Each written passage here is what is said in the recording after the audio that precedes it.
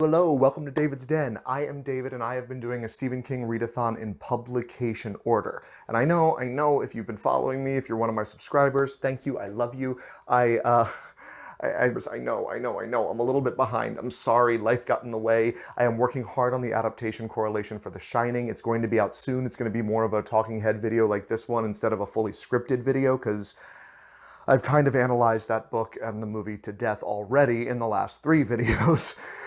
But I've already gotten all of Night Shift read. I have to do those movies, so things are going to be coming out rapidly. I'm going to start doing a fun facts series about the movies and behind the scenes info. I'm starting to work on that for The Shining now, and a little bit of Carrie as well.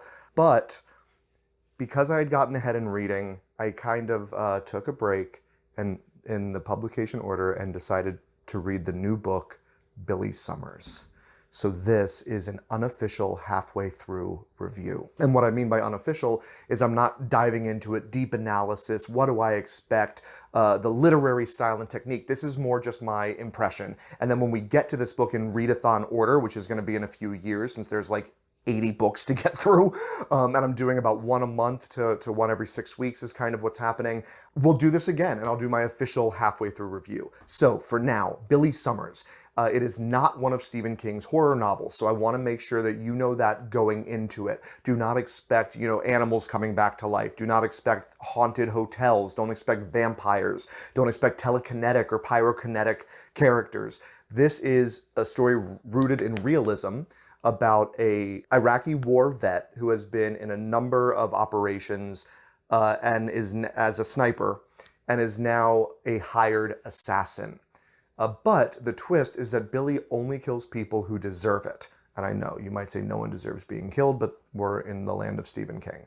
So he will not kill innocent people, but if you are a murderer, if you are a child molester, these are the people that he agrees to hire. And now we are at the final job, right? Stephen King sets it up right at the beginning, basically calls himself out that he's writing a genre novel of the last job and that things always go wrong in the last job. So that builds this intrinsic suspense that we are waiting. Every page, every chapter, we're waiting for when is something going to go wrong. We're looking for all the little bitty points. And by the way, there's a quote, I'm not remembering exactly, I'm going to find it and put it up on the screen, about I didn't see saw me.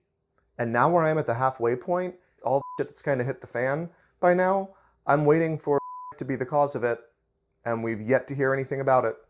So, Stephen King, you're usually really good at this Chekhov's gun thing, and if it doesn't come back, I'm going to be very disappointed.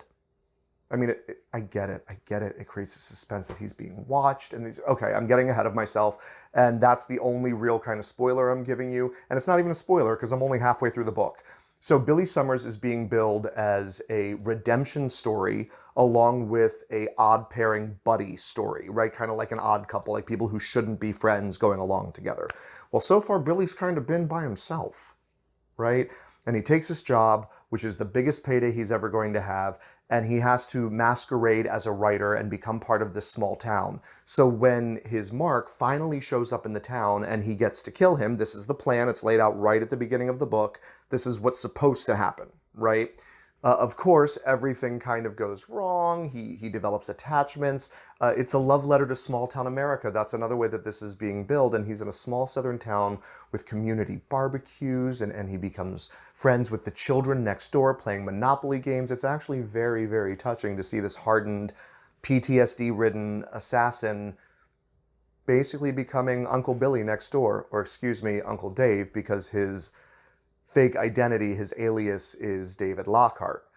But then we're also getting into another identity that he creates on his own for reasons that I'm not going to explain. And then there's another identity because what he's actually masquerading as is a writer.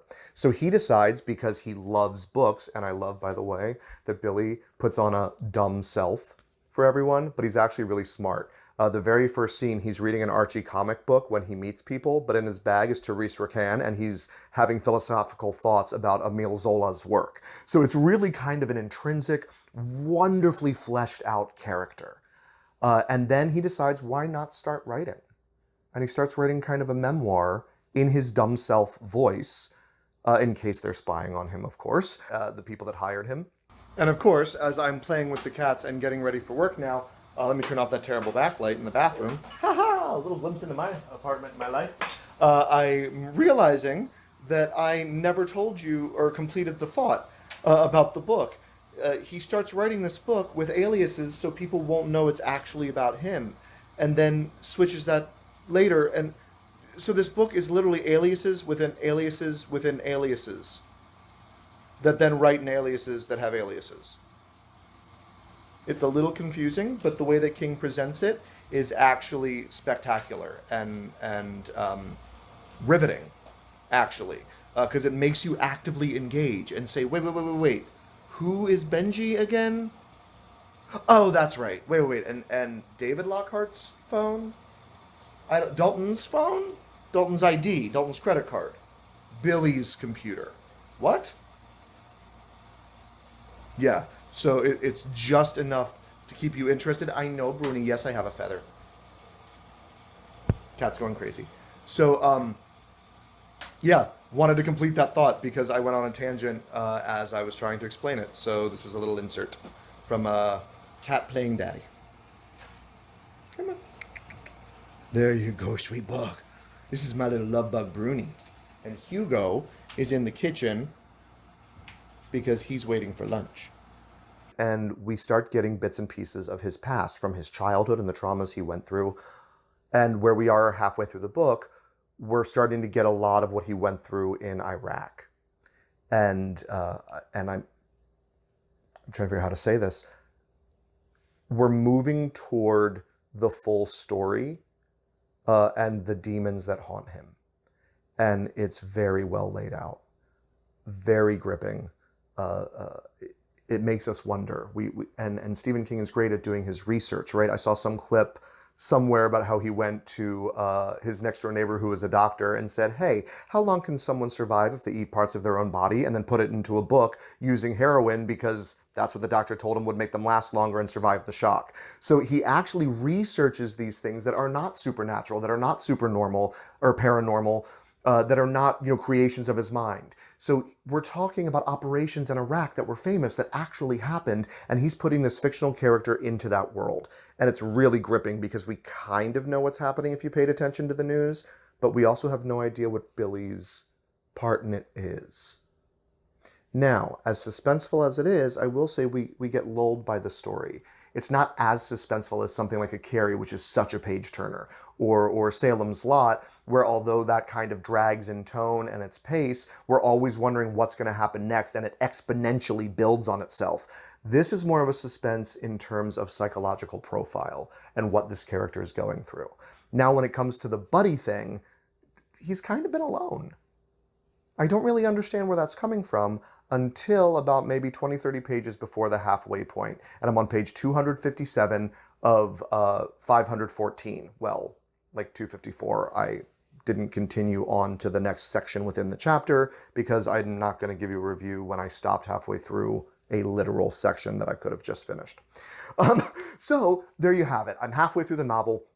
The buddy thing is just starting to come in. We're just met this other character, and I'm not giving anything away, but know that if you're in it for the buddy story that was promised, you're not going to get there by the halfway point. Stick with it. I have high hopes for where this book is going to go. Of course, I'm going to give you my kind of spontaneous thought review and an unofficial, oh my God, my thoughts are crashing in on one another because I want to tell you so much more.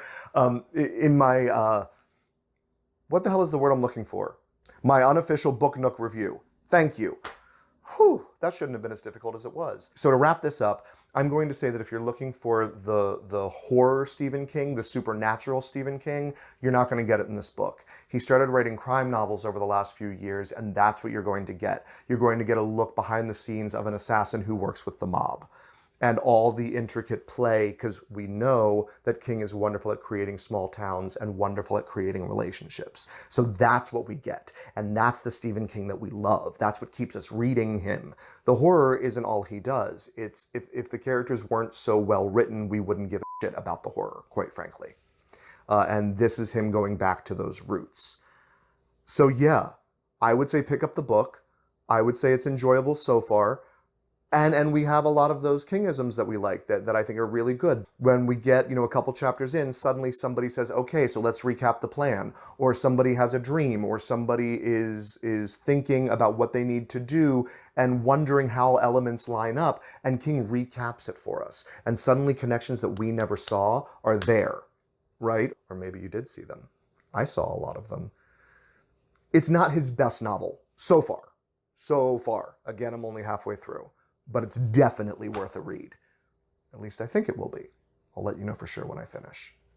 So hey guys, thank you so much for tuning into this unofficial halfway through review here in David's Den for Billy Summers. Go ahead and click that like button if you enjoyed this.